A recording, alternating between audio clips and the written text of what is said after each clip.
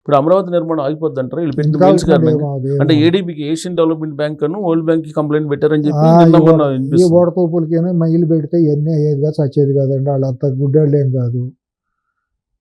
ఇవన్నీ పెడుతున్నారు చేస్తున్నారు అన్నప్పుడు ప్రభుత్వం యాక్షన్ తీసుకోకపోవడం చేతకంతనం అంటే అవుతుంది. వాళ్ళు పెట్టిన మెయిల్స్ లో ఇది సుప్రీంకోర్టులో ఉంది రాజధాని అనేది. ఎక్కడ ఉందండి సుప్రీంకోర్టులో? ఎక్కడ ఉంది అసలు? సుప్రీంకోర్టులో మొన్నే క్లియర్ అయింది కదా, ఈ అమరావతి అని చెప్పి వాళ్ళు నోటిఫై చేశారు కదా అంటే కేంద్రం ఈయన వాళ్ళు. 3 రాజధానులు అన్నప్పుడు ఈ బిల్లు ఉపసంహరించుకున్నాడు కదా. అవును. ఉపసంహరించుకున్నప్పుడు హైకోర్టు ఏమి ఇచ్చిందంటే ఆంధ్రప్రదేశ్ హైకోర్టు సిఆర్డిఏ రూల్ ప్రకారమే కట్టించి ఇవ్వాలి అని చెప్పి అన్నారు. అవును. దాన్ని సవాల్ చేస్తూ అక్కడికి వెళ్ళాడు ఆయన అప్పట్లో గవర్నమెంట్. అవును. ఇప్పుడు అది పెండింగ్ లో ఉంది. అది గవర్నమెంట్ విత్డ్రా చేసుకోవచ్చు. గవర్నమెంటే కదా వెళ్ళింది. అవును. వ్యక్తిగతంగా జగన్మోహన్ రెడ్డి వెళ్ళలేదు కదా, వైసీపీ వెళ్ళలేదు కదా. అట్ ఎనీ టైం గవర్నమెంట్ కానీ విత్డ్రా దట్ ప్లీ. దాంట్లో పెద్ద కొంపలంటే ఆ కేసు వచ్చిన రోజు పిటిషన్ వేస్తారు, మేము విత్డ్రా చేసుకున్నాము, మేము వదులుకున్నామని అంటారు. ప్రభుత్వమే కదా, దానికేమో అడ్డంకులు ఏమి లేవు కదా. అంటే ఇప్పుడు ఆల్రెడీ కోర్టులో ఉంది. మేము రాబోయే రోజుల్లో మేము అధికారంలోకి వస్తాం, మాది 3 రాజ్యాల స్టాండ్ మాది, మీరు పెట్టుబడులు పెట్టద్దు అనేది వాళ్ళు. ఇప్పుడు వాళ్ళు పెట్టేటప్పుడు వాళ్ళ ప్రికాషన్స్ వాళ్ళు తీసుకుంటారండి. వాళ్ళు తీసుకొచ్చి గుమ్మరించరు కదా. ఇక్కడ వాళ్ళకంటూ కొన్ని నిర్ణయాలు ఉంటాయి కదా. ఈ పనికి మాలినాళ్ళు పోరంబోకులాళ్ళు మెయిల్ పెట్టినో ట్వీట్లు చేసినంత మాత్రాన వాళ్ళు ఏం భయపడిపోయి చేసేదేం కాదు కదా. మరి ఎన్ని మరి మోడీ గారు అమిత్ షా గారు కూడా ఆలోచించుకోవాలి. మరి ఎక్కడికి వెళ్తున్నాం, ఏమవుతుంది, వాళ్ళకి ఎంత నష్టం జరగబోతుందని. అది చంద్రబాబు గారు కూడా ఆలోచించుకోవాలి. అంటే వాళ్ళు చెప్పేది ఏంటంటే ఇప్పుడు మీరు ఎలా ఇస్తారు, మీరు ఇచ్చిన డబ్బులకి మళ్ళీ ఎలా రాబట్టుకుంటారు, ఆల్రెడీ రాబోయే ఆదాయాన్ని కూడా మేము అప్పులు తీసుకొచ్చుకున్నాం కదా, రాష్ట్ర పరిస్థితి మీరు పరిశీలించుకుని ఎట్టిస్తారని అంటారు. వీడెవడు మాట్లాడటానికి అసలు? వీడికి ఏం హక్కు ఉందని?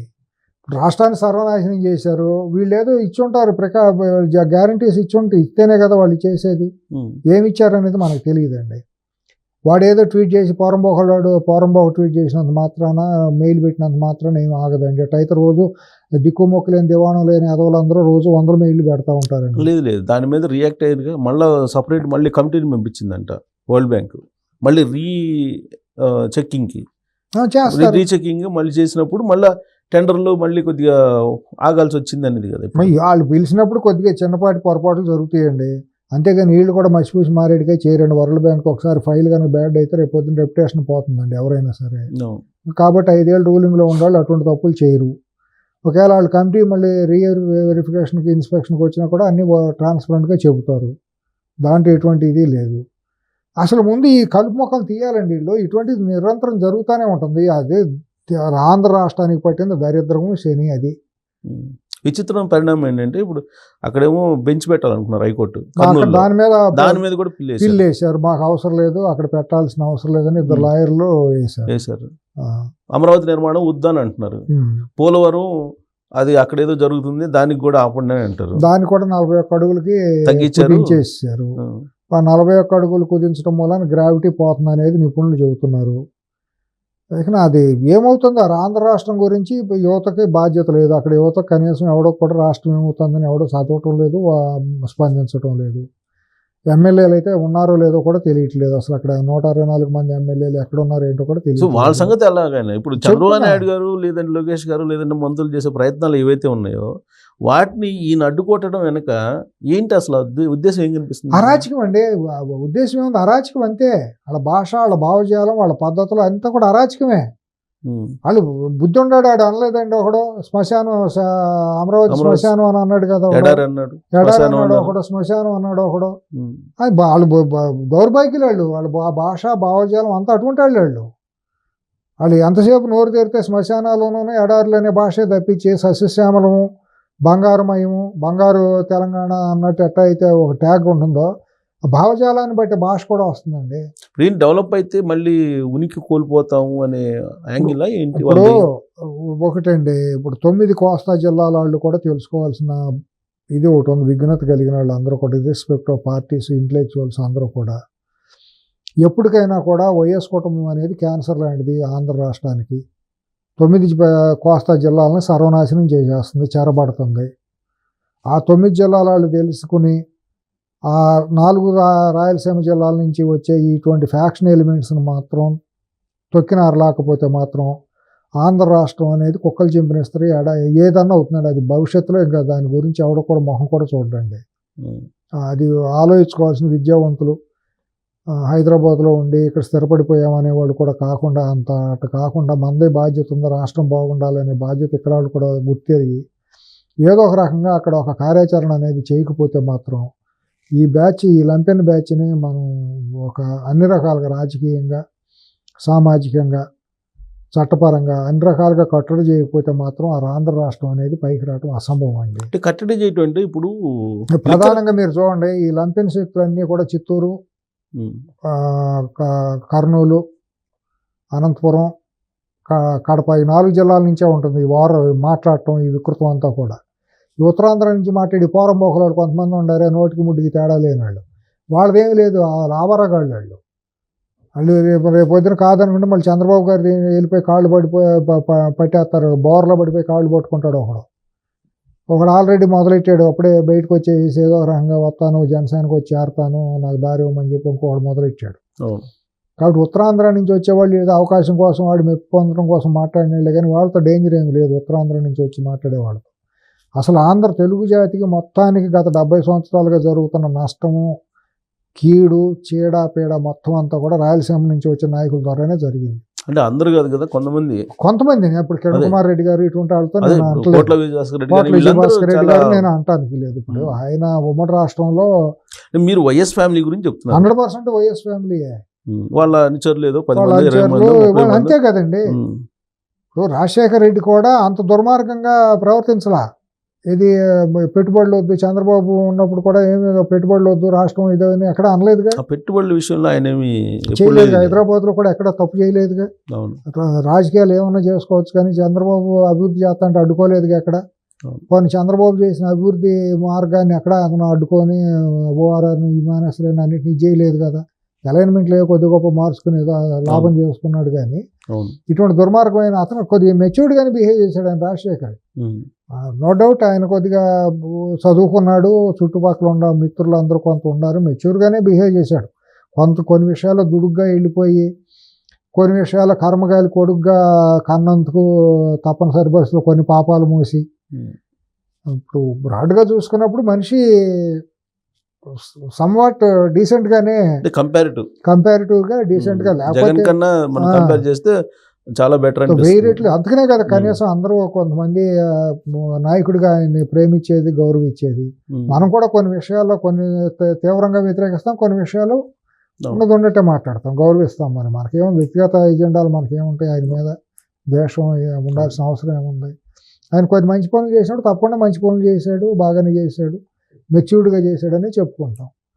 కొన్ని తప్పులు చేసినప్పుడు ఈయన తప్పులు చేశాడు, దానికి కారణం ఇదని అది కూడా మాట్లాడుకుంటాం. ఇప్పుడు మీరు చెప్పినట్టు అక్కడ కొన్ని మీరు అన్నట్టు మీరు వాడుతున్నటువంటి భాష ప్రకారం లంపెన్ గ్యాంగ్ అందాం, లంపెనేనా, నీకు భాష ఏమి లేదు. ఇంకా అది వాళ్ళని కట్టడి చేయడానికి ప్రయత్నాలు చేస్తున్నారు. ఇప్పుడు మదనపల్లి అక్కడ జరిగింది, ఏం చేశారండి. ఇప్పుడు లిక్కర్ స్కామ్ సంబంధించి సిట్ వేశారు. సిట్ వేసినటువంటి కొన్ని గంటల్లోనే తగలబడింది. ఏం చేయాలి మరి? ఏం చేయాలి? గవర్నమెంట్ ఏం చేయాలి? తొక్కిన ఆరలాగాలి. భయం అనేది ఉండాలండి, పోలీసింగ్ అనేది పర్ఫెక్ట్గా ఉండాలండి. ఇంతవరకు మీ కంట్రోల్లోకి రాలా పోలీసింగ్. ఎందుకు రాలేదు? కొత్త ముఖ్యమంత్రి కాదు కదా నువ్వు. ఇప్పుడు లోకేష్ త్వరగా కొత్తగా ముఖ్యమంత్రి అయ్యాడంటే ఇంకేదో ఒక 5 లేదా 5 ఇప్పుడు ఇక్కడ మాటర్స్కి ఇక్కడ రేవంత్ రెడ్డి గారు కొత్తగా ముఖ్యమంత్రి అయ్యాడు కాబట్టి ఆయన కంట్రోల్లో రాలేదు, కొద్దిగా తెచ్చుకోవాలి, ఒకసారి ఒక 5 నెలలు 6 నెలలు గ్రేస్ పీరియడ్ అనేది మనం అనుకుంటాం. ఎందుకంటే 10 ఏళ్ళు వాళ్ళు సర్వనాశనం చేసేసారు, పోలీసులను మొత్తాన్ని గులాబీమయం చేసేసారు, రెవెన్యూని గులాబీమయం చేసేసారు. కాబట్టి ఈయన కూడా ఇది కాంగ్రెస్లో వైరుధ్యమైన కాంగ్రెస్లో ఒకళ్ళు 8కి వెళ్తే వాడు 1కి వెళ్ళినట్టు అట్లా ఆగుతారు. కాబట్టి ఆయనకు టైం అనుకున్నాం, గ్రేస్ పీరియడ్ అనేది ఉంటుంది. నువ్వు 40 ఏళ్ళు ముఖ్యమంత్రివి, అక్కడేం లోకేష్ ముఖ్యమంత్రిగా అయితే మనం కూడా కొత్తాడు కదా, కుర్రాడు కదా ఏదని అనుకుంటాం. అసలు ఏమి 40 ఏళ్ళు ముఖ్యమంత్రి రాజకీయాలు ఉండవు, 4వ ముఖ్యమంత్రిగా చేసావు. ఇంతవరకు ఆ పోలీసింగ్ అనేది ఎక్కడా లేదు. మరి ఆయన కూడా అదే కదా చెప్తుంది, నాకు కూడా అంతు పట్టడం లేదు, తవ్వే కొద్ది అసలు ఎక్కడ ఏం జరుగుతుందో నాకే అర్థం కావట్లేదు. మరి దానికి ఎవరు బాధ్యత? మరి రాష్ట్రం ఏమైపోవాలి? మరి అన్నప్పుడు రాష్ట్రం అలా ఉందని చెప్తారు, ఏమైపోవాలి? ఇప్పుడు కొన్ని గంటల్లో సిట్టేశారు, ఏది లిక్కర్ స్కామ్ కి సంబంధించి ఫైల్ తగలబెట్టేశారు. ఫైల్ గంటలోనే తగలబెట్టారు. అంత మునిపే ఇప్పుడు మీరు ఇంకోటి మైనింగ్ ఫైల్స్ తగలబెట్టారు, గుర్తుందా? మైనింగ్ ఫైల్స్ తగలబెట్టారు. ఏది ప్రమాణ స్వీకారం అయిన 2 రోజులు ఫైల్ అన్ని పడేసి ఎక్కడో తీసుకొచ్చి తగలబెట్టారు. అవును.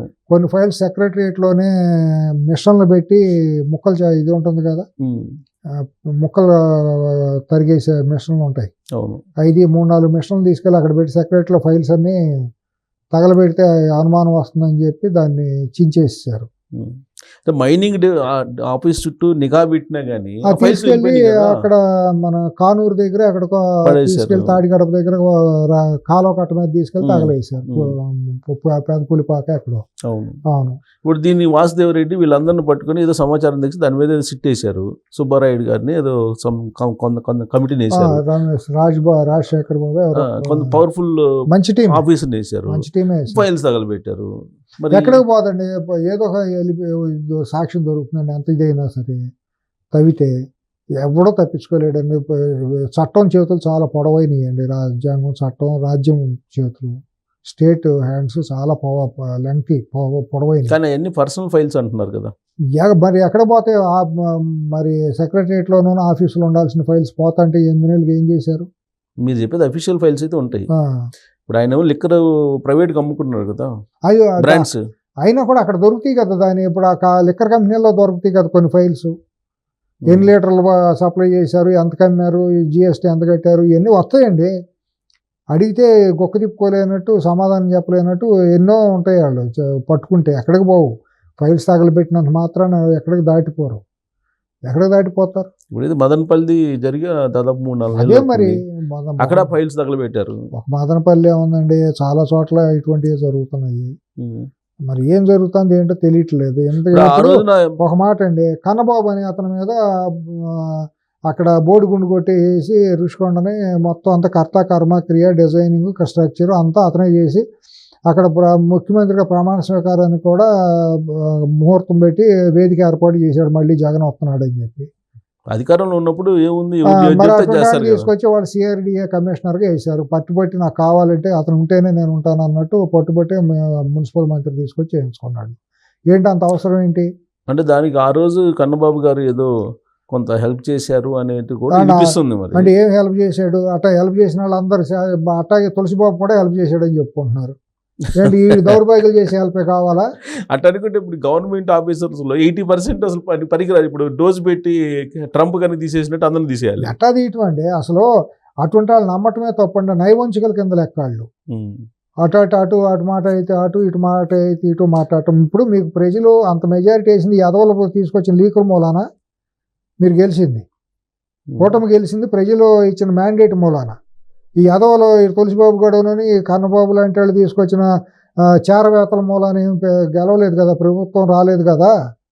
ఇప్పుడు ఈ ఇన్వెస్టిగేషన్స్ అన్ని చాలా ఉన్నాయి కదా, ఆన్ గోయింగ్ ఉన్నాయి.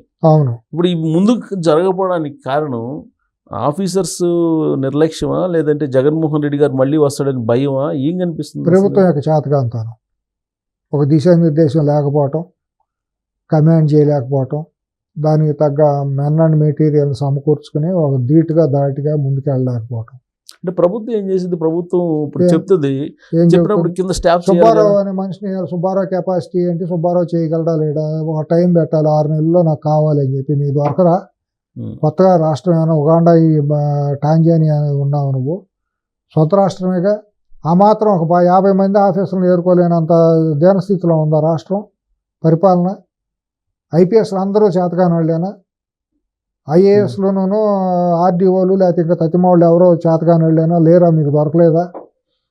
ఇంకా రిటైర్ అయిన వాళ్ళని కొంతమందిని మీరు తీసుకోకూడదా? రిటైర్డ్ జడ్జిలను తీసుకుని కమిటీలు వేయకూడదా? దాంట్లో ఇంకా సుశిక్షితులైన వాళ్ళని కొంతమంది కమిటీలు వేయకూడదా? ఎంతమంది లేరు? సేవాభావంతో మేము చేస్తాం, రాష్ట్రం కోసం చేసేవాళ్ళు ఉండామని చెప్పిన వాళ్ళు ఎంతమంది లేరు? వాళ్ళ సేవలు ఎందుకు ఉపయోగించుకోకూడదు? ఏం జరుగుతుంది అసలు? ఏమన్నా పరిపాలన? ఇప్పుడు కడుపు చూసుకుంటే కాళ్ళ మీద పడుతుందండి. నేను ఇన్ని మాట్లాడిన తర్వాత అందరూ నా మీద పడుతుంది. అంటే నాకు మీరు చెప్తుంటే అన్ని గుర్తొస్తున్నాయి నాకు. ఇది ఐపీఎస్ సునీల్ బాబు ఏమయ్యాడు, తర్వాత సంజయ్ ఏమయ్యాడు, సీతారామాంజనేయులు ఏమయ్యాడు, కొల్లి రఘురామరెడ్డి ఏమయ్యాడు, తర్వాత రాజేంద్రనాథ్ రెడ్డి ఏమయ్యాడు, ఇట్లా ఏమైపోయారండి? ఐఏఎస్లు ఏమయ్యారు? ఐఏఎస్లు ఎంతమంది తోకలు ఊపిన వాళ్ళు అందరూ ఏమయ్యారు? ఏంది ఇదంతాను? ఇప్పుడు ఇవన్నీ మాట్లాడితే ఏంటంటే నువ్వు మా పార్టీకి నష్టం చేస్తున్నావు, మా ప్రభుత్వానికి నష్టం చేస్తున్నావు, నీ మూల నష్టం జరుగుతుందని కొంతమంది పడుతున్నారు. అంటే నష్టం కాదు కదా ఇప్పుడు, నాకు అంటే ఇంటెలిజెన్స్ అనేది అలాగే ప్రాసిక్యూషన్ అనేది రెండు చెవులు అంతే కదా. ఇప్పుడు అద్దం ఎందుకు కొనుక్కుంటాం సుబ్బారావు, చూసుకుని మొహంలో ఏమైనా దుమ్ము ధూళి మచ్చలు మరకలు ఉంటే తుడుచుకుని కత్తి నీట్గా కనపడటం కోసం చేస్తాం. అద్దం కొనుక్కుని అద్దంలో మొహం నల్లగా ఉంది కాబట్టి అద్దాన్ని పగలు కొడితే ఏమవుతుంది, అద్దం మీద తగిలితే ఏమవుతుందండి, మన మొహంలో మరకలు పెట్టుకుని సరి చేసుకున్నప్పుడు మనం చెప్పేది ఇట్లా ఉంది బాబు అని అంటాం. లేదు బాగానే ఉందనుకుంటే మీ ఇష్టం, అది తప్పులుంటే సరి చేసుకోండి. నాలాగా కొన్ని వందల మంది చెబుతారు, నేను ఒక్కడే కాదు కదా, వాళ్ళకు కూడా వ్యవస్థలు ఉంటాయి, యాక్టివ్గా ట్రాన్స్పరెన్సీగా సమాచారం ఇవ్వట్లేదు. రాష్ట్రం బాగుండాలి, ప్రభుత్వం బాగుండాలి, చంద్రబాబు గారి పరిపాలన ఇంకా బాగుంటే రాష్ట్రానికి యువతకి మంచి అవకాశాలు దొరుకుతాయి అనేది తప్పించి దీని మీద ఎవరికి నష్టం ఎవరికి లాభం, నాకు వచ్చే వ్యక్తిగతమైన లాభం లేదు, వ్యక్తిగత నష్టం లేదు, వ్యక్తిగత ఎజెండా నాకేమీ లేదు. అయినా ఏదో అభిమానం కొద్దిగా అబ్జర్వ్ చేస్తాం, పొలిటికాలిటీ దొరక ఉంది కాబట్టి. రెండు రాష్ట్రాల్లోనే మనకి పరిచయాలు, స్నేహాలు, బంధాలు, బంధుత్వాలు ఉంటాయి కాబట్టి ఇక్కడ ఉండి రెండు రాష్ట్రాలనే పరిశీలన చేస్తూ ఉంటాం రాజకీయంగా ఉంది.